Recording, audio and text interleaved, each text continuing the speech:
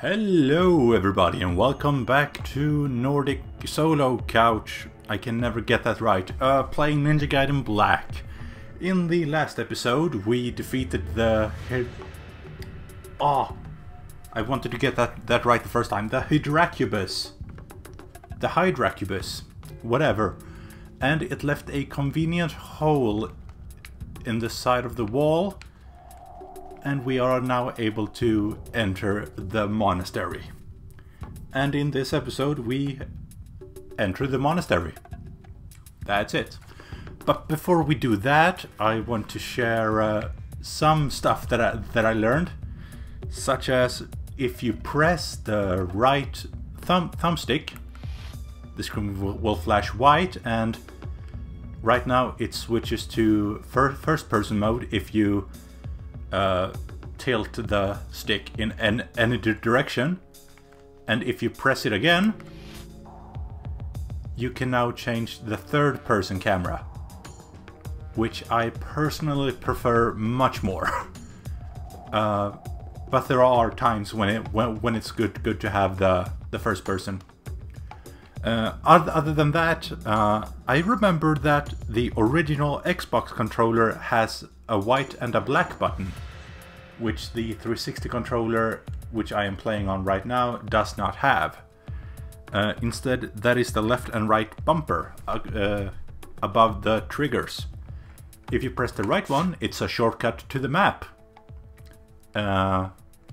which is definitely gonna be handy instead of going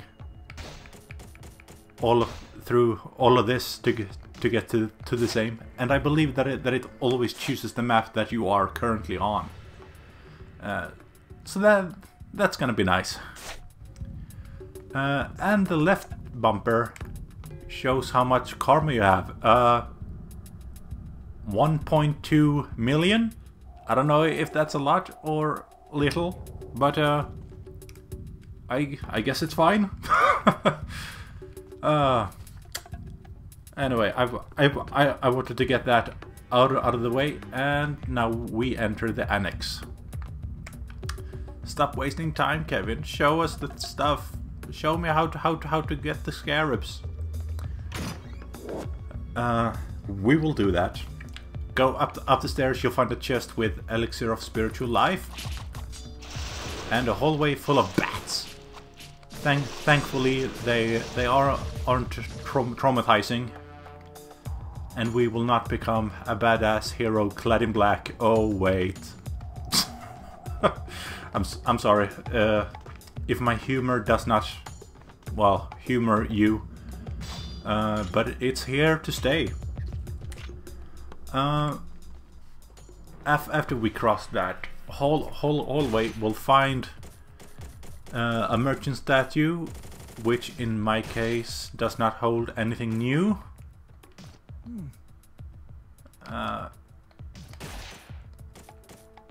But it's here if you want it and need it. I'm also reminded that I lost my last talisman of rebirth like an idiot. But I'm gonna say that I don't need it. I'm gonna be a cocky bastard and say that. Okay. As we head outside, we find an elixir of the Devil Way, and we'll also run into what's called Wolverine fiends. Only instead of three claws, they have just one on each arm. They always, as I've noticed, come in groups of 3. They can dig underground, or, well, kind of morph underground, I guess. And they're not too bad. Just gotta be good with blocks and attack them when they're done with theirs. You know, just standard.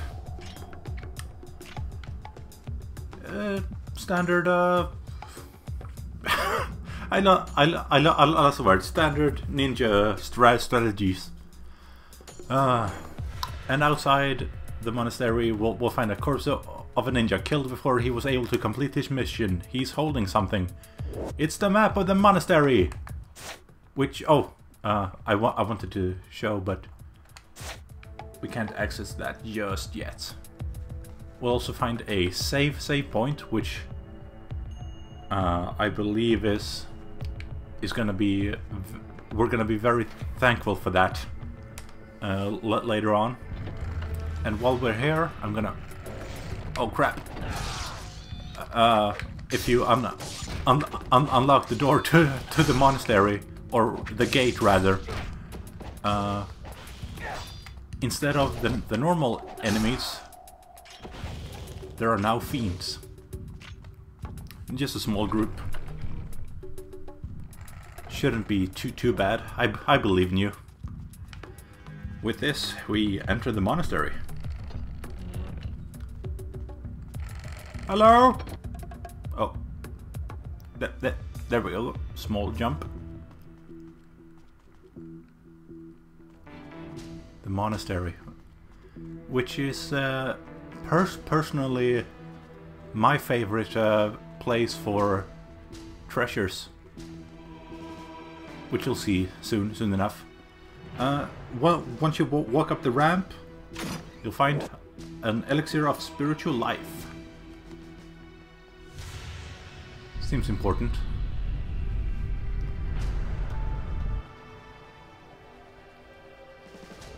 Well, this is a case of the first person view. You can see our some really nice interior decorating here. As we try to approach the altar,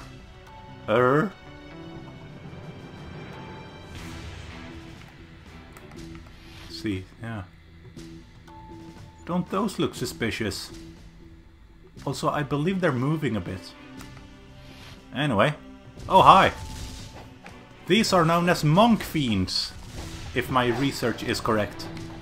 They have the ability to summon Wolverine fiends, I believe on higher difficulties. However, here they mainly... Oh wait, no, they can do it here too. They can also summon those green circles beneath you, which will stun you for a bit, and of course, like everything else in the game, damage you.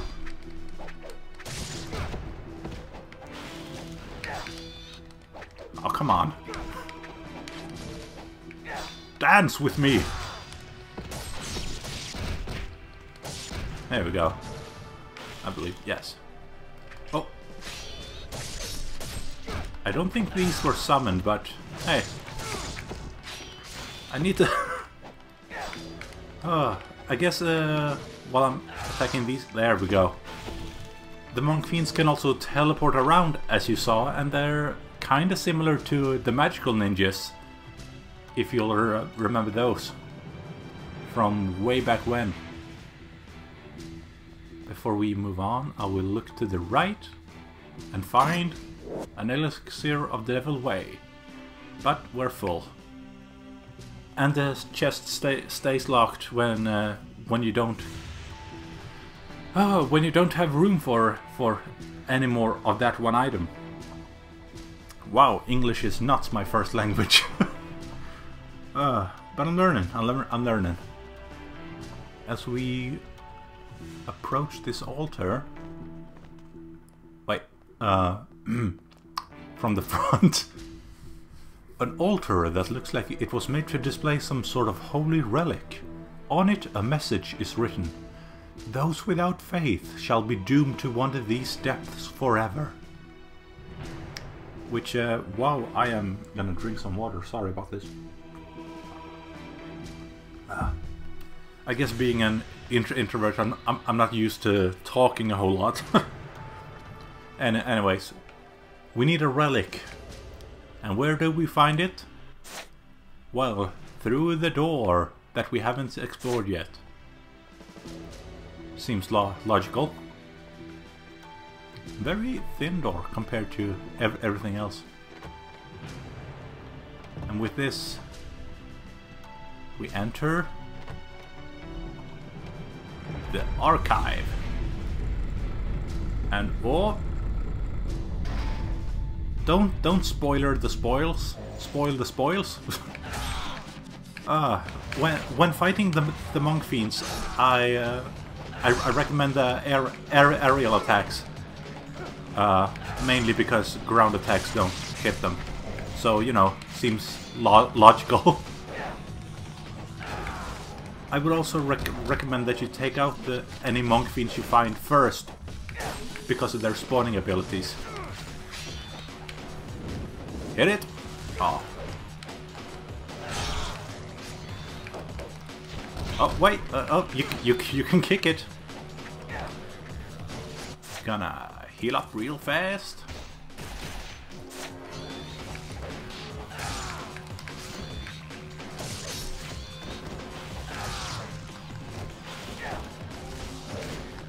Come on. They also have a lot of have a lot of reach with their scythes, which kind of sucks. Before we move on, I'm gonna do the smart thing. Actually, at least I believe this is smart. I hope the enemies don't respawn. Wouldn't surprise me if they did.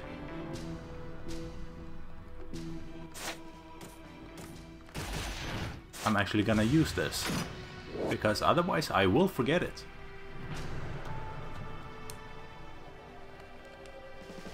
And head back.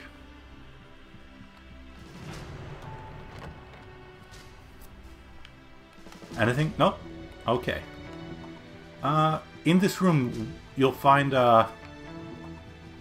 weirdly glowy blue books containing the history of Vigor. Let's see if... No, they don't react. Okay. Which comes in, well, in 4 volumes, I believe. 1, 2, and 3. And...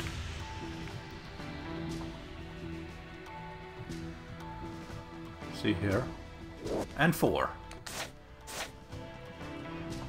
And in the same room we'll also find a book on the Emperor, Lord of all creation, which contains a lot of information about the lore of the city. You know, if you like that stuff, then I'd really recommend those reads. Then we have this room full of glass boxes, which contains the right part of the stone tablet, which, if you'll remember way back when, we found the top part just chilling on a road in the middle of the city. You'll also find an elixir of spiritual life, 1 empty and another empty. The 10th golden scarab, which I believe will give us a reward when we trade it in. And the incendiary shuriken. Shuriken. Which is more shaped like a kunai. And the kunai wasn't even used as a throwing weapon, but you know, details, smeetails. Let's see here. There's also a sphere sculpture. A strange globe-shaped sculpture. What is it intended to represent? I don't know, and I don't remember. Which by that I mean we'll find out together. Now up there you'll find the 11th golden scarab, which acts as a nice motivation for you to scale the wall, and remember that you can flip off the wall. And we'll find a cracked wall, similar to others that we have seen before. And now we have the means to open them. Boom. And whoa, and now we can finally get revenge on those. If you remember the Black Spider Clan ninjas, who have been throwing those at us since day one. Of course, you can use them on normal enemies too, but don't expect to hit. At least not these fast ones.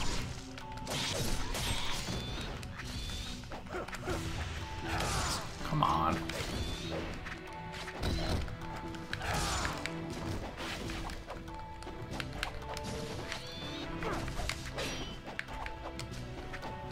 There we go.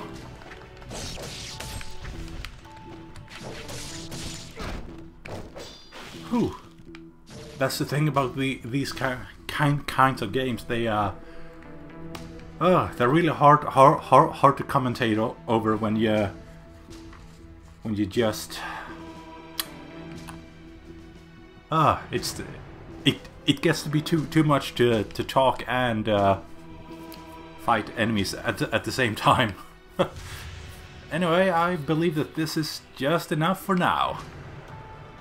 Next time on Nordic Solo Couch, we'll go deeper into the monastery with our newfound weapons and items. Anyways, I'll see you soon. Bye, and have a good one.